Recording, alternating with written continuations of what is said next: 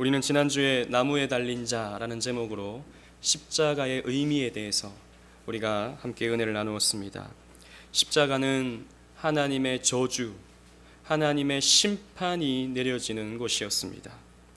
예수 그리스도께서는 우리가 받을 저주, 우리가 지은 죄 때문에 받아야 할 심판을 대신 감당하시고자 스스로 십자가를 지셨고 우리의 모든 죄를 십자가에서 대속하신 것입니다. 그리고 그렇게 하신 이유는, 예수께서 우리를 위해서 대신 십자가를 지신 이유는 우리를 사랑하셨기 때문이다 라고 우리가 말씀을 나누었습니다. 그러나 여러분 생각해 보십시오. 죄를 처벌하는 심판과 죄를 용서하는 사랑, 이 심판과 사랑이라고 하는 이 두 개념은 서로 양립할 수가 없는 개념입니다. 죄를 지었으면 심판을 하든지, 죄를 지었으면 용서를 하든지 둘 중에 하나인데 이 두 가지의 개념이 양립할 수가 없는 것입니다.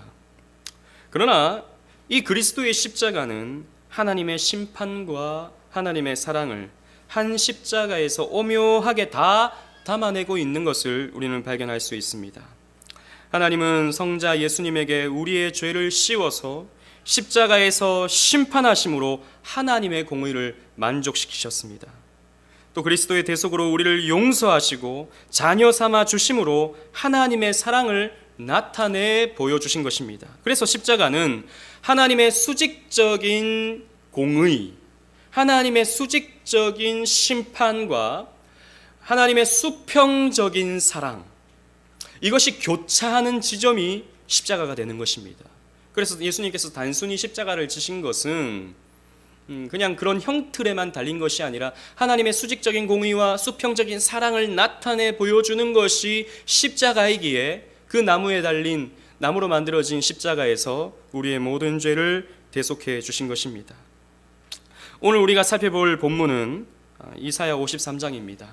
이 53장은 우리가 잘 아는 유명한 그런 장이죠. 고난당하는 여호와의 종에 대한 말씀입니다. 그 말미의 말씀이 오늘 우리가 살펴볼 본문의 말씀입니다. 이 53장은요, 고난당하시는 여호와의 종, 십자가를 지는 여호와의 종, 장사 되시는 여호와의 종을 예수님께서 십자가를 지시기 전 600년 전에 이사야 선지자는 하나님께서 주신 영감을 통해서 예언한 말씀입니다. 600년 전에 예수 그리스도에 대해서 예언한 말씀인데 예수님의 그 십자가를 아주 정확하고도 분명하게 예언하고 있는 것을 우리는 발견할 수 있는 것이죠. 이 여호와의 종은 우리가 잘 알듯이 예수 그리스도를 의미하고 있습니다. 그리스도가 십자가를 지는 것은 하나님께서 이루시는 구속사의 절정을 보여주는 것이죠. 그래서 이 십자가 사건은 우리의 허물이 벗겨지는 사건이요, 우리의 죄악이 씻겨지는 사건이요, 우리에게 평화와 회복이 보장되는 사건이다 라고 할 수 있습니다. 그런데 오늘 우리가 이 본문을 이해하기 위해서는 하나님은 삼위 하나님이시다, 삼위일체 하나님이시다 라는 것을 꼭 기억해야 합니다. 왜냐하면 오늘 본문에서는 성부 하나님과 이 십자가를 대하시는 성부 하나님과 이 십자가를 대하시는 성자 예수님의 어떤 뜻이 나타나고 있기 때문이죠. 오늘 이 본문은 신학적으로 얘기하자면 조금 어려운 말로 구속 언약을 담고 있는 내용이라고 할 수 있습니다. 즉 이 역사 이전에, 즉 시간이 시작되기 이전에, 태초 전에 성부 하나님과 성자 예수님은 우리의 구속을 협약하셨습니다. 십자가를 지시고 죽으심으로 말미암아 우리의 모든 죄를 용서하겠다라고 하는 것을 성부 하나님과 성자 예수님 사이에서 언약을 맺으신 것입니다.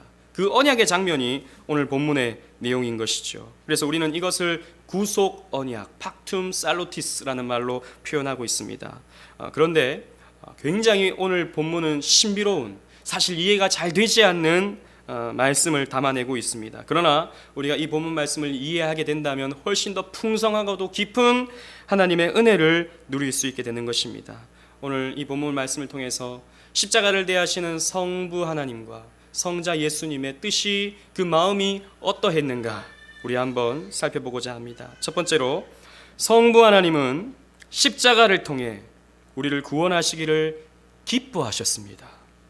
우리 10절 말씀 아까 읽었지만 우리 다 같이 한번 읽어보도록 하겠습니다. 10절입니다. 시작. 여호와께서 그에게 상함을 받게 하시기를 원하사 질고를 당하게 하셨은즉 그의 영혼을 속건제물로 드리기에 이르면 그가 씨를 보게 되며 그의 날은 길 것이요 또 그의 손으로 여호와께서 기뻐하시는 뜻을 성취하리로다. 아멘. 여호와께서 그에게 상함 받기를 원하셨다라고 말씀하고 있습니다. 우리가 앞에서도 말씀드렸다시피 이 그는 고난받는 여호와의 종, 즉 예수 그리스도를 의미하고 있습니다. 즉 하나님께서는, 성부 하나님께서는 성자 예수님이 상함받기를 원하셨다, 십자가 지기를 원하셨다, 고난받기를 원하셨다라고 말씀하고 있는 것입니다. 여기서 상함받기를 원하셨다라고 번역되고 있는 이 단어는 히브리어를 살펴보면 다케오라는 말입니다. 이 다케오라는 말은 다카라는 말인데 조금 더 분명하게 표현하자 보면 으깨다, 분쇄되다 라는 뜻을 가지고 있어요. 그러니까 적당히 그냥 상처받는 것이 아니라 으깨지는 것입니다. 완전히 깨어 부셔지는 것입니다. 그래서 여러 영어 성경을 보면 크러쉬라는 말로 표현되고 있습니다. 예수님께서 십자가를 지신 것이, 예수님께서 고난받으신 것이 얼마나 무시무시하고 처절한 고통이었는지를 보여주는 단어가 바로 이 다케오라는 말이라는 것이죠. 그런데 성부 하나님께서는 성자 예수님이 이렇게 다카되기를 원하셨다라는 말입니다. 그런데 또 여기 원하다라는 말에 해당하는 히브리어 원어는 하페츠라는 말인데요, 이 말은 좋아하다, 기뻐하다라는 뜻을 가지고 있습니다. 또 이 똑같은 단어가 10절 하반절에도 사용되고 있는데 여호와께서 기뻐하시는 뜻이라는 이 표현에서 사용되는 히브리어 원어도 하페츠라는 말입니다. 즉 성자 예수님께서 무시무시한 고통을 당하시는 것이 성부 하나님에게는 기쁨 가운데, 원하시는 가운데 이루어진 일이었다라는 말입니다. 그래서 성부께서는 성자에게 슬픔과 고통의 질고를 지게 하셨고 결국 성자를 속건제물로 내어주신 것입니다. 이 속건제물이라는 말은 구약의 제사 중에 속건제를 드릴 때 바치는 제물인데요, 이 속건제물은 죄에 대한 배상, 즉 공의에 대한 만족의 의미가 담겨져 있는 제물입니다. 즉 그리스도께서 택한 백성의 모든 죄를 지시고 십자가에서 죽임을 당하심으로 세상 죄에 대한, 저와 여러분들의 죄에 대한 그 모든 심판에 대한 공의가 이 예수 그리스도의 십자가를 통해서 만족된 것입니다. 우리는 여기에서 한 가지 질문이 생기게 되는 것이죠. 왜 성부 하나님은 성자 예수님이 고난당하시는 것을 원하셨는가? 여러분, 성부와 성자는 아버지와 아들의 관계입니다. 그 어떤 아버지도 자식이 고통당하기를 원하지 않습니다. 그걸 기뻐하는 아버지는 없습니다. 그것도 철저하게 으깨지고 분쇄되는 것을 원하는 아버지는 세상에 없습니다. 성부 하나님은 인간 아버지보다 못한 아버지이십니까? 성부 하나님은 비정한 아버지이십니까? 성부 하나님은 성자 예수님을 사랑하지 않으셨습니까? 결코 그렇지 않습니다. 우리 주보에 있는 말씀 한번 읽어보도록 하겠습니다. 요한복음 17장 24절 다 같이 읽겠습니다. 시작. 아버지께서 창세 전부터 나를 사랑하심으로 내게 주신 나의 영광을 그들로 보게 하시기를 원하옵나이다. 창세 전부터 성부 하나님은 성자 예수님을 사랑하셨습니다. 영원히 사랑하셨습니다. 그리고 그 성자 예수님에게 그 영광을 부어주셨습니다. 그리고 지금도 나를 사랑한다 라고 성자 예수님은 성부 하나님의 사랑에 대해서 이렇게 표현하고 있습니다. 충만한 사랑, 완벽한 사랑을 성부와 성자 간에 나누고 계셨습니다. 그래서 성경에 보면요, 성부 하나님은 성자 예수님에 관해서 내 사랑하는 아들이라는 말을 자주 사용하시죠. 그런데 왜 성부 하나님은 성자 예수님의 죽음을, 고통스러운 죽음을 원하셨는가? 라고 하는 것입니다. 우리는 바로 그 다음 표현을 통해서 답을 얻을 수 있습니다. 그것은 바로 십자가의 고난의 결과, 오늘 10절 말씀을 보면 씨를 보기 때문이다 라고 말씀하고 있습니다. 성경에서 씨라는 말, 제라라는 말은요, 후손을 의미합니다. 즉 따라서 씨를 보게 된다라는 것은 후손을 얻게 된다라는 뜻인 것이죠. 우리가 잘 알다시피 예수님은 육체적 후손은 없으십니다. 왜? 결혼을 하지 않으셨기 때문이죠. 그러나 예수님은 후손이 있으십니다. 어떤 후손을 말하고 있습니까? 영적인 후손을 말하고 있습니다. 즉 예수님께서 십자가로 말미암아 피를 쏟으심으로 얻으시는 구속받는 하나님의 자녀들, 구속받는 백성들, 그 피로 씻어 의롭게 된 저와 여러분들, 더 나아가 피로 값주고 사신 교회가 바로 씨인 것입니다. 성부 하나님은 저와 여러분들을 구속하시기 위해서 자신의 사랑하는 외아들을 십자가에서 제물이 되게 하신 것입니다. 그래서 그의 날은 길 것이요 라고 말씀하고 있는데, 성자께서 십자가에서 죽으신 후 사흘 만에 다시 살아나심으로 부활의 첫 열매가 되게 되어주시고 저 하늘나라에서 영원히 계시면서 우리를 위해서 기도하고 계시고 또 그분의 영이신 성령을 우리에게 보내주셔서 우리와 함께 하시는 것이죠. 그래서 그의 날은 길 것이요 라고 표현하고 있는 것입니다. 성부 하나님은 창세 전에, 이 세상을 만들기 전부터 성자의 십자가 죽음으로 얻게 될 씨를 바라보셨고 성자께서 얻게 되실 부활의 영광을 다 계획해 놓으셨습니다. 성부께서도 성자의 십자가 고난은 너무나도 고통스러운 것이었습니다. 왜? 자신의 외아들이었기 때문이죠. 사랑하는 아들이었기 때문입니다. 일반적으로 아버지가 자식을 잃게 될 때, 그것도 고통 속에서 신음하는 것을 보면서 잃게 될 때 그 아버지의 마음은 어떻겠습니까? 찢어지지 않겠습니까? 하나님 마음은 더 아프십니다. 왜냐하면 성부와 성자는 하나이시기 때문입니다. 하나이신 하나님이시기 때문이죠. 성부와 성자의 관계는 보통 아버지와 아들 관계 이상입니다. 그렇기 때문에 성부의 마음은 성자를 십자가에서 찢기도록 고통받고 죽는 것을 바라볼 때 그 마음은 우리가 상상할 수 없는 고통이었던 것이죠. 그러나 이 고통 뒤에 얻게 되는 씨와 부활의 영광을 성부께서 보신 것입니다. 성부께서는 십자가의 결과물을 너무나도 기쁘게 여기셔서 이 십자가로 말미암아 얻게 되는 저와 여러분들을 너무나도 귀하게 여기셔서 기뻐하신 것입니다. 이것이 여호와께서 기뻐하신 뜻이다 라고 말씀하고 있는 이유인 것이죠. 우리는 이 성부의 뜻을 다 이해할 수 없습니다. 여러분, 우리가 어떻게 하나님의 뜻을 다 이해할 수 있겠습니까? 크고 높고 깊으신 창조주 하나님의 거룩하신 경륜을 한낱 피조물에 불과한 저와 여러분들이 어찌 다 이해할 수 있겠습니까? 아니, 창조주 하나님이 죄인인 우리를 위하여 우리를 구원하시기 위하여 자신의 독생정자를 고통 속에 죽도록 뜻을 세우신다? 이해할 수 없는 것이죠. 다만 우리는 놀라워할 뿐입니다. 다만 우리는 감격하고 감사할 뿐인 것입니다. 제가 예전에 라디오를 들으면서 들었던 한 예화입니다. 진짜 있었던 일은 아니니까 가볍게 들어주시기 바랍니다. 그러나 참 제 머릿속에 각인이 된 그런 예화입니다. 어느 농장에 농장을 운영하는 농부가 사랑하는 소가 있었습니다. 근데 이 농장의 주인이 소에게 너무 사랑해서 좋은 여물을 주고 또 정성껏 보살펴 주었습니다.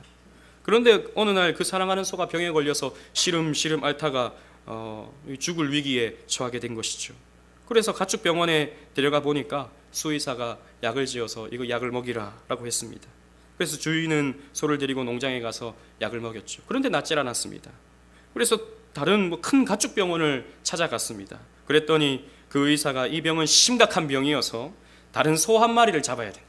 다른 소 한 마리를 잡아서 그 소에 나오는 어떤 것을 이를 잘 만들어서 약을 만들어서 그걸 먹이면 이 소가 낫게 될 것입니다 라고 이렇게 얘기해 줬습니다. 그래서 다른 소 한 마리를 잡아서 이 소에게 그걸 먹인 거예요. 그런데 낫질 않았습니다. 근데 수소문 끝에 그 나라에서 가장 용하다는 수의사를 찾아갔습니다. 그러자 그 의사는 이런 말을 했습니다. 이 병은 다른 방법이 없습니다. 당신의 아들을 죽여가지고 약을 만들어서 그 약을 이 소에게 먹이십시오. 그러면 이 소가 나을 것입니다. 그래서 그 사랑하는 소를 위해서 자기의 아들을 죽여서 소에게 먹였습니다. 그랬더니 나았습니다. 저게 무슨 말인가? 여러분, 갑자기 심각한 설교하다가 갑자기 이상한 말을 하니까 여러분 황당하죠. 목사님 뭐 말이 되는 소리를 하셔야죠. 무슨 소를 살리려고 자기 아들을 죽입니까? 약을 만듭니까? 정말 황당한 이야기가 아닐 수 없습니다. 여러분, 그렇습니다. 그런데 여러분, 눈치 빠른 분들은 제가 지금 말하고 있는 내용이 무슨 말인 줄 아실 것입니다. 성부 하나님은 이런 말도 안 되는 일을 하셨습니다. 성부 하나님은 이런 말도 안 되는 일을 하셨습니다. 우리는 세상에 그런 일이 어딨어? 세상에 자기 아들을 죽여가면서 소 살리는 사람이 어딨어? 우리는 이렇게 말하지만 하나님은 당신의 피조물인 저와 여러분들을 구원해 내시기 위하여 자신의 독생성자 예수님을 죽이셨습니다. 이런 말도 안 되는, 이런 상식적이지 않은, 이렇게 우리가는 상상할 수 없는 방법으로 저와 여러분들을 구원해 내기를 기뻐하신 것이지요. 왜 이렇게 하셨습니까? 왜 이런 말도 안 되는 일을 하셨습니까? 성경은 이렇게 말하고 있습니다. 그것은 내가 너희들을 사랑했기 때문이다 라고 말하고 있습니다. 요한 1서 4장 9절 주보에 있습니다. 다 같이 읽어보겠습니다. 요한 1서 4장 9절 시작. 하나님의 사랑이 우리에게 이렇게 나타난 바 되었으니 하나님이 자기의 독생자를 세상에 보내심은 그로 말미암아 우리를 살리려 하심이라. 하나님의 사랑이 우리에게 나타난 바가 되었다. 어떻게 나타났는가? 하나님이 자기의 독생자를 세상에 보내셔서 우리를 살리시려 우리를 위하여 십자가를 지시고 우리를 위하여 죽임을 당하셨다. 우리를 위하여 저주받으시고 우리를 위하여 대신 심판받으셨다. 여러분, 이것이 하나님의 사랑입니다. 하나님은 저와 여러분들을 사랑하셨습니다. 진실로 사랑하셨습니다. 여러분, 때로는 우리는 외로워질 때가 있죠. 아무리 나를 사랑하는 사람들이 주변에 있어도 우리는 때로는 또 외롭습니다. 내 마음 같지 않아서. 나는 이렇게 좀 사랑해 줬는데 저 사람은 왜 나를 이렇게 돌아보지 않는가? 저 사람은 왜 나를 저렇게 생각하지 않는가? 늘 우리는 사랑에 갈급합니다. 늘 사랑에 우리는 목마릅니다. 자식도 때로는 막 이쁘지만 또 때로는 자식 때문에 너무나도 골을 썩죠. 인간관계는 끊임없이 이런 사랑에 대한 갈급함을 만들어냅니다. 끝이 없습니다. 그러나 여러분, 하나님은 우리를 끝까지 사랑하셨습니다. 다 내어주시면서 사랑하셨습니다. 하나님이 세상을 이처럼 사랑하사, 하나님이 저와 여러분들을 이처럼 사랑하사 독생자를 주셨으니 우리에게 자기 자신 전부를 내어주신 것입니다. 아버지에게 자식은 자기 전부죠. 자식을 위해서라면 자기 모든 것을 내어줘도 아깝지 않습니다. 성부 하나님이 자기 자식을 내어주신 것은, 성자 예수님을 내어주신 것은 자기 전부를 내어주신 것입니다. 저와 여러분들을 사랑하사 자기 전부를 내어주셨어요. 이보다 더 큰 사랑이 어디 있습니까? 이보다 더 위대한 사랑이 어디 있습니까?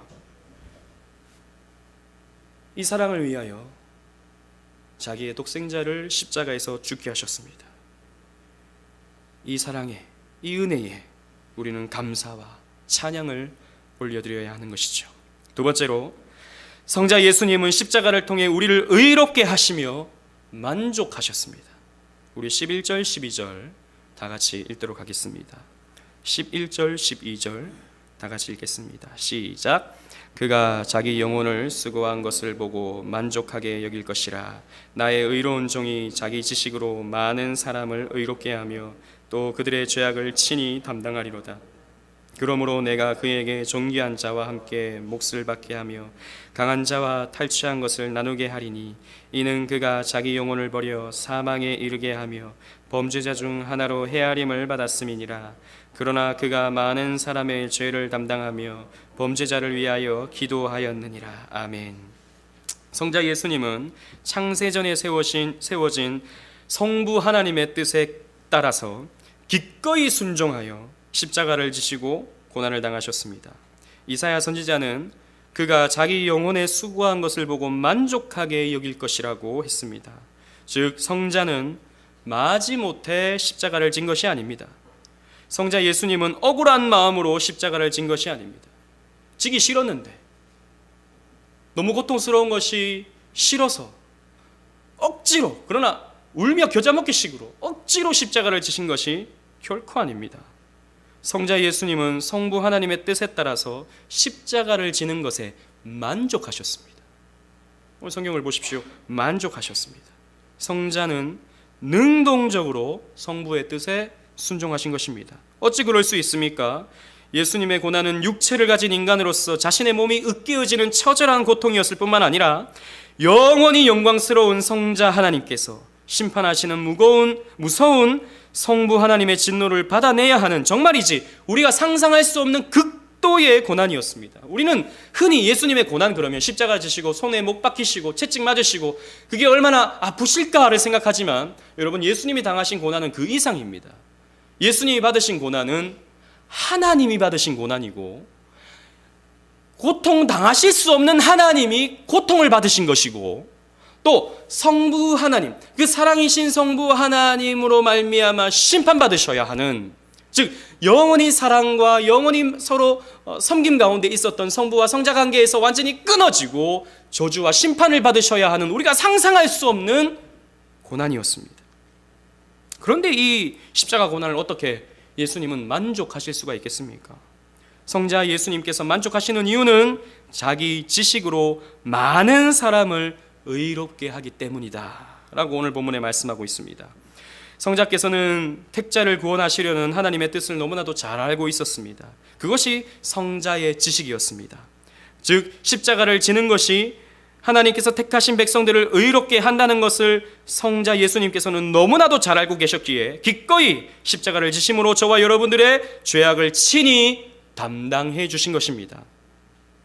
성부께서는 이렇게 순종하신 성자를 영광스럽게 하시는데 존귀한 자와 함께 몫을 받게 하며 강한 자와 함께 탈취할 것을 나누게 하신다고 했습니다. 이 표현은 성자 예수님께서 얻으시는 영광을 고대 전쟁에서 왕이 전쟁에서 승리했을 때 그 전리품을 가지게 되는 것을 비유적으로 표현한 말입니다. 즉 성자의 십자가 죽음으로 말미암아 결국 부활을 통해 사망 권세를 물리치시고 대속적 죽음을 통해 영광을 취하실 것을 표현하고 있는 말입니다. 그러므로 성자는 기꺼이 자기를 버리셨습니다. 그래서 사망에 이르셨던 것이죠. 그래서 친히 담담히 범죄자 중 하나로 헤아림을 받으셨습니다. 영원한 생명을 가지신 성자 예수께서 죽임을 당하신 이유이고 죄 많은 인생의 모습이 되신 이유가 바로 여기에 있는 것입니다. 그렇게 하심으로 성자께서는 많은 사람들의 죄를 담당하실 수가 있었던 것이죠. 당신께서 가지신 영원한 생명을 우리에게 주시고 우리의 죄를 대신 가져가 주심으로 우리를 대신하여 죄인의 모습으로 십자가에 달려 죽으신 것입니다. 그래서 예수님을 믿게 된 우리는 어떻게 됐습니까? 의롭게 된 것이죠. 여러분, 의롭게 되는 것은 결코 우리의 행위에 있지 않습니다. 여러분들이 얼마만큼 교회를 착실히 잘 섬기고 얼마나 착한 일을 많이 하고 여러분들이 교회 봉사를 얼마나 많이 하는가가 여러분들을 의롭게 만들어주지 않습니다. 여러분들을 의롭게 만드는 것은 예수 그리스도의 대속적 죽음에 대한 믿음입니다. 오직 의는 믿음으로 말미암아 사는 것이죠. 그게 은혜죠. 그게 은혜입니다. 믿었을 뿐인데 우리를 의롭게 여겨주신다. 이게 은혜입니다. 여러분, 예수님께서는 죽으시면서까지 이렇게 말씀하셨습니다. 누가복음 23장 34절 다 같이 한번 주부에 있습니다. 다 같이 읽어보겠습니다. 시작. 예수께서 이르시되, 없습니까? 예, 제가 읽겠습니다. 예수께서 이르시되 아버지 저들을 사하여 주옵소서. 자기들이 하는 것을 알지 못함이니이다. 예수님께서는 죽어가시면서까지 저와 여러분들을 위하여 기도하셨습니다. 오래전에 멜 깁슨 감독의 패션 오브 크라이스트라는 영화가 있었습니다. 저도 그 영화를 보았습니다. 이 영화를 보면 굉장히 예수님의 십자가의 모습을 잔혹하게 그려내고 있죠. 그래서 너무 잔혹해서 보기가 힘든 그런 영화입니다. 예수님이 채찍을 맞으실 때 살점이 떨어져 나가고 온몸이 피투성이고 머리에는 가시관을 쓰셔서 온 얼굴이 피로 물들어 있는 그런 모습을 보면 좀 마음이 안타깝죠. 그래서 제가 그 영화를 볼 때도 많은 사람들이, 물론 예수 믿는 사람들이 그 영화를 보러 왔었겠죠. 주여를 외치면서 흐느끼는 것을 저는 보았습니다.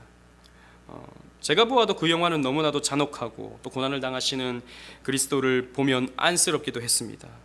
얼마나 아프실까, 얼마나 아프실까, 이런 것을 생각하게 만드는 그런 영화였습니다. 그런데 여러분, 이런 영화를 보면서 우리가 빠질 수 있는 함정이 있는데, 그것이 뭐냐 하면 십자가에 달리신 예수님을 생각하면서 바라보면서 그분의 육체적인 고통만 주목하면서 예수님을 동정하는 것입니다. 저렇게 불쌍하신 예수님, 저렇게 고통당하시는 예수님, 나라도 좀 잘해드려야겠다 라고 생각하게 만드는 것이죠. 그리고 그 예수님을 동정하는 것입니다. 그러나 그것은 십자가에 대한 오해입니다. 십자가를 오해하는 것입니다. 물론 그리스도께서는 인간이 당할 수 있는 최악의 고통을 당하셨습니다. 그리고 성자 예수님으로서 성부 하나님께로부터 버려지는 최악의 심판을 당하셨습니다. 죽으실 수 없는 분이 죽임을 당했고 버려질 수 없는 분이 버려지셨습니다. 한낱 인간인 우리는 이 성자 예수님의 고통을 감히 상상해낼 수가 없지요. 그래서 여러분, 우리는 예수님의 그 육체적 고통에만 우리는 몰두할 것이 아니라 왜 그분이 십자가를 지셔야 했는가, 왜 그분이 십자가를 지셔서 과연 그분이 얻으신 것이 무엇인가에 대해서 우리는 생각해 봐야 하는 것입니다. 예수님은 저와 여러분들의 의로움을 위해서, 저와 여러분들을 의롭게 하기 위해서 그 십자가를 지신 것이죠. 그래서 예수님은 기꺼이 십자가를 지셨습니다. 겟세마네 동산에서 예수님은 이렇게 기도하셨습니다. 마태복음 26장 39절에 내 아버지여, 만일 할만하시거든 이 잔을 내게서 지나가게 하옵소서. 예수님도 그 십자가를 지는 것이 너무나도 고통스러웠습니다. 왜? 인간이었기 때문이죠. 참 인간이었기 때문입니다. 그러나 예수님의 기도는 이렇게 마무리가 됩니다. 나의 원대로 마옵시고 아버지의 원대로 하옵소서. 결국 성부 하나님의 뜻을 따르기로 하셨던 것이죠. 그리고 십자가를 지셨습니다. 온갖 모욕을 당하시고 채찍을 맞으셨습니다. 그리고 십자가에 달리셨습니다. 그러나 그때 예수님께서는 자기의 수고를 보고 만족하셨습니다. 만족하셨어요. 놀라운 표현이죠. 왜냐하면 그것이, 그 십자가를 지는 것이 성부 하나님의 기쁘신 뜻을 이루는 일이 되었기 때문입니다.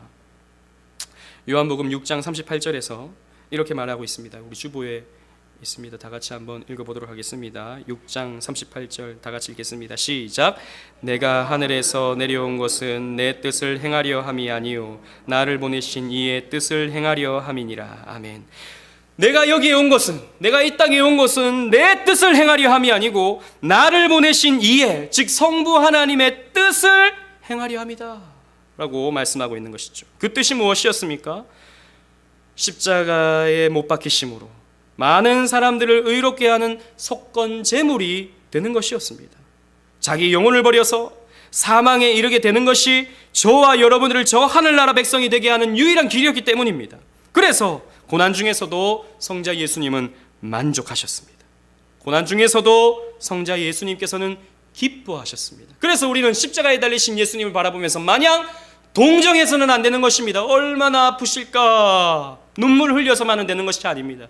기뻐하시는 예수님, 십자가에 달리셔서 우리를 구원해내실 때에 기뻐하시는 예수님을 우리는 바라볼 수 있어야 하는 것입니다. 여러분, 이것이 예수님의 패션이었습니다. 여러분, 패션 오브 크라이스트라고 했을 때 오늘날은 이 패션이라는 말이 열정이라는 말로 표현되고 있죠. 고대에서는, 중세 때는 이 패션이라는 말은 일반적으로 순한, 이런 뜻을 가지고 있었습니다. 즉 플로이드 맥클랑이라는 신학자는요, 이 패션이라는 단어를 이렇게 해석했습니다. 어떤 것을 너무나도 열망하는 나머지 그것을 갖기 위해서라면 어떤 고난, 어떤 대가라도 지불할 수 있는 것, 이것이 패션이다 라고 이렇게 정의를 내렸어요. 예수님께서 순환당하신 것은 저와 여러분들을 얻기 위하여, 저와 여러분들을 사랑하시기 위하여 열정을 나타내신 것입니다. 어디에서요? 십자가에서 말입니다.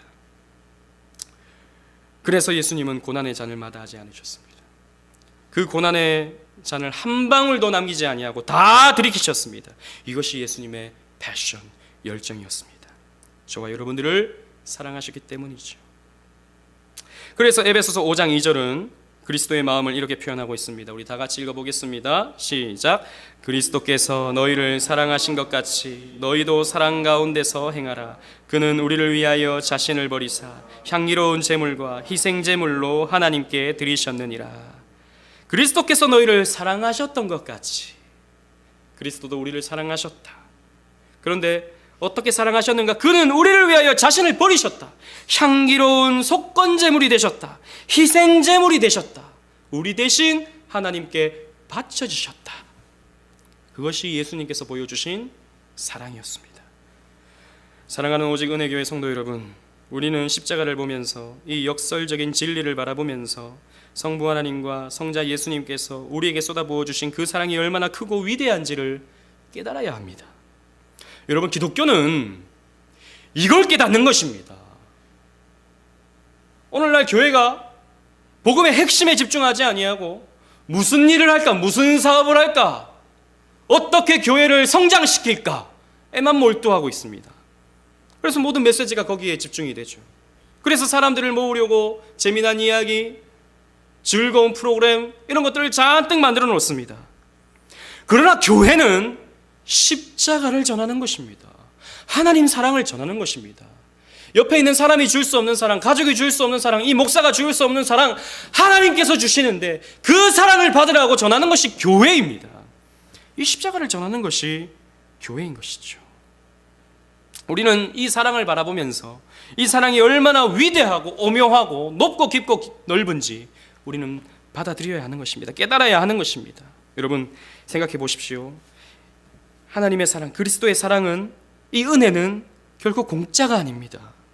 구원에 있어서 하나님은 우리에게 어떤 값을 요구하거나 조건을 제시하지 않습니다. 그렇기 때문에 어떻게 본다면 구원은 공짜라고 말할 수 있습니다.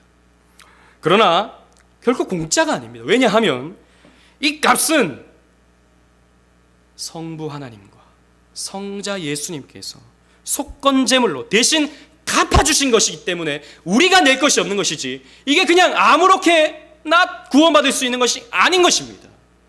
즉 우리가 내야 할, 지불해내야 할 우리의 죄값을 예수님께서 십자가로 말미암아 대신 갚아주신 것입니다.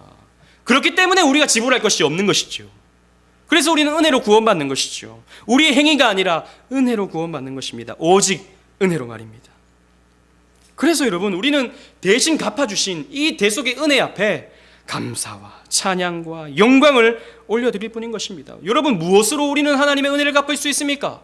여러분들이 뭔가를 했다 한들, 대단한 교회를 위하여 헌신과 또 봉사를 한다 한들, 우리는 거기에 다 죄가 묻어 있다니까요. 거기에는 결국에는 우리의 이기적인 욕망들이 묻어 있다니까요. 하나님 그런 거 받으시지 아니하는 겁니다. 하나님은 그저 구원해 주신 그 하나님을 찬양하기를 원하시고, 우리를 위하여 속건 제물이 되어주신 그 예수님을 쫓아가기를 원하시는 것입니다. 그분에게 사랑을 나타내 보여주시기를 원하시는 것입니다. 우리에게 이 큰 사랑을 나타내 보여주셨습니다. 그렇다면 우리의 반응은 그 사랑에 감격해서 또 우리도 하나님 사랑과 예수님의 사랑, 또 성령님에 대한 사랑을 나타내 보이는 것입니다. 이게 기독교의 전부입니다. 여러분, 이 사랑을 묵상하십시오. 자기를 다 내어주신, 자기 자식을 내어주신 이 사랑, 이보다 더 큰 사랑은 없습니다. 세상 사람들이 여러분들을 사랑하지 않는다고 힘들어하지 마십시오. 여러분들을 몰라준다고 고통스러워하지 마십시오. 하나님이 여러분들을 알아주시고 하나님이 여러분들을 죽기까지 사랑하셨습니다. 이 무한하신 사랑 앞에 감사와 찬양을 올려드리시는 우리 모든 성도님들 되시기를 주님 이름으로 축원합니다. 아멘.